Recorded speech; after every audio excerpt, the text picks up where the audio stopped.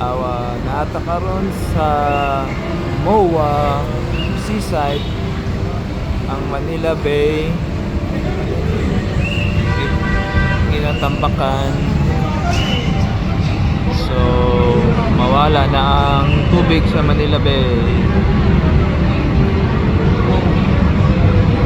Tambak sila og yuta aron makatukod na pud og mga mall o mga condominium.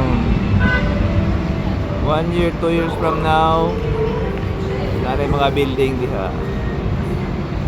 Gwapo na kayo nga lugar, pero wala na yung Manila Bay. Natakaroon sa MOA.